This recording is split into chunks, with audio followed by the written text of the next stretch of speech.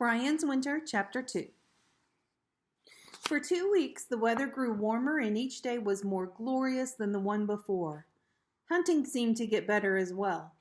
Brian took full birds or rabbits every day, and on one single day, he took 3 full birds. He ate everything and felt fat and lazy, and one afternoon, he actually lay in the sun. It was perhaps wrong to say he was happy.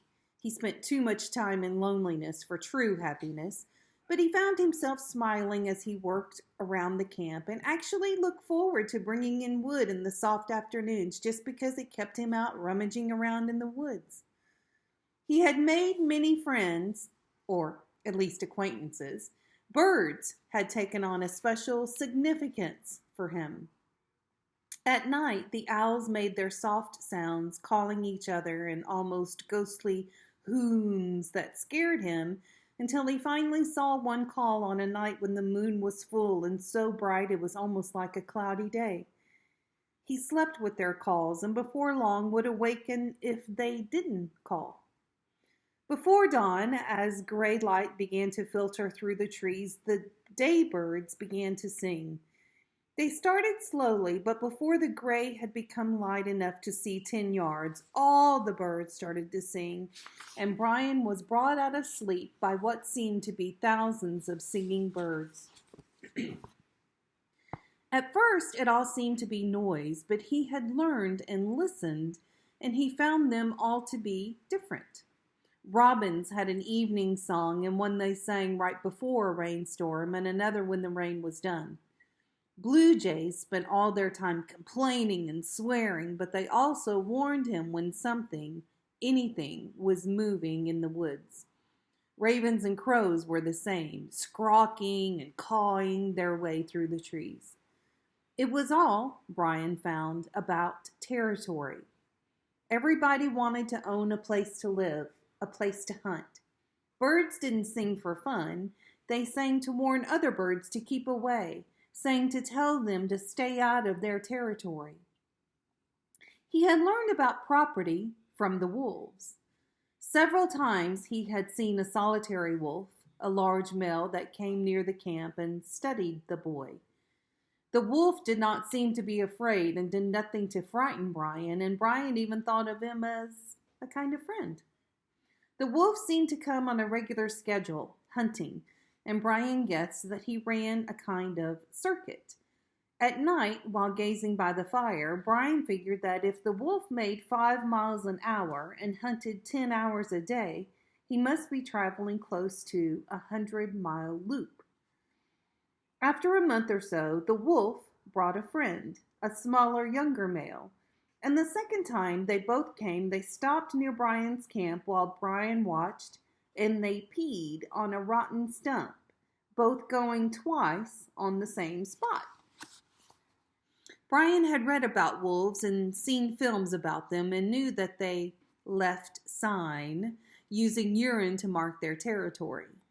He had also read, he thought in a book by Farley Mowat, that the wolves respected others' territory as well as their own.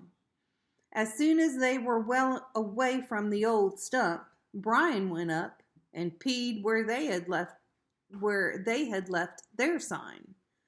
5 days later, when they came through again, Brian saw them stop, smell where they had gone, and the spot in the ground next to Brian's spot, accepting his boundary. Good, he thought. I own something now. I belong. And he had gone on with his life believing that the wolves and he had settled everything.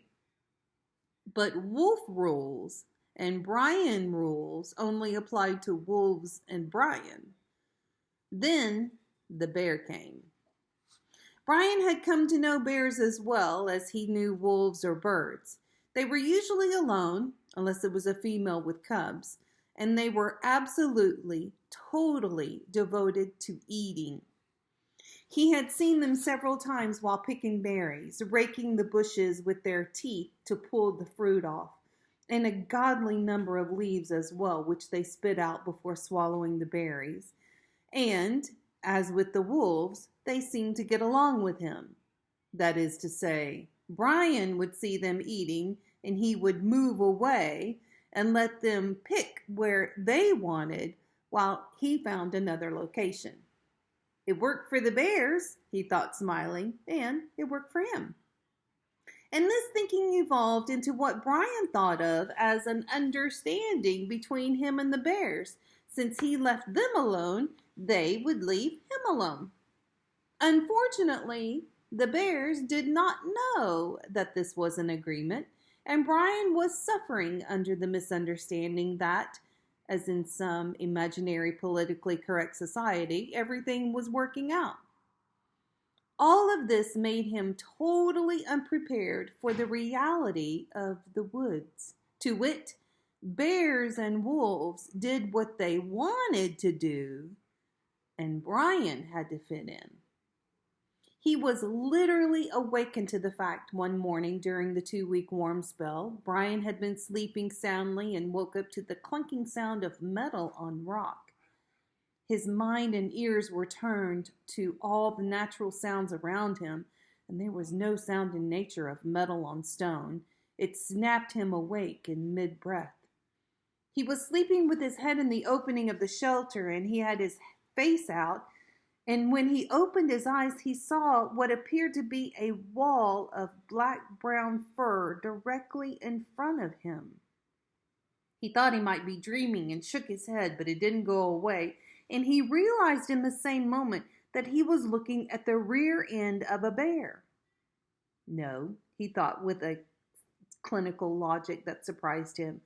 I am looking at the very large rear end of a very large bear. The bear had come to Brian's camp smelling the gut smell of dead rabbit and the cooking odor from the pot. The bear did not see it as Brian's camp or territory. There was a food smell. It was hungry.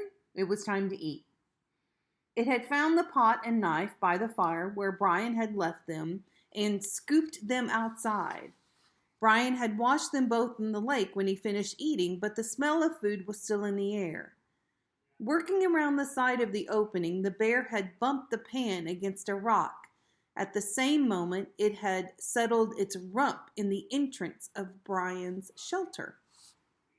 Brian pulled back a foot. "Hey, get out of here!" he yelled, and kicked the bear in the rear. He was not certain what he expected. Perhaps that the bear would turn and realize its mistake and then sheepishly trundle away, or that the bear would just run off.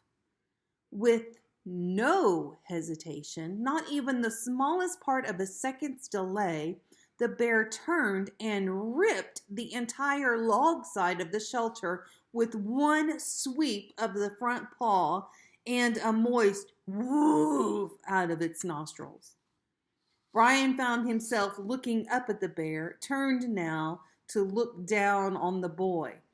And with another snort, the bear swung its left paw again and scooped Brian out of the hollow of the rock and flung him end over end for 20 feet. Then the bear slipped forward and used both front paws to pack Brian a kind of ball and whap him down on the edge of the water, where he lay, dazed, thinking in some way that he was still back in the shelter. The bear stopped and studied Brian for a long minute, then turned back to ransacking the camp, looking for where that delicious smell had come from. It sat back on its haunches and felt the air with its nostrils, locating another faint odor stream, and followed it down to the edge of the water where the fish pool lay. It dug in the water, not more than 10 feet from where Brian lay now, trying to figure out if his arms and legs were all still attached to where they had been before, and pulled up the rabbit skull, still with bits of meat on it, and swallowed it whole.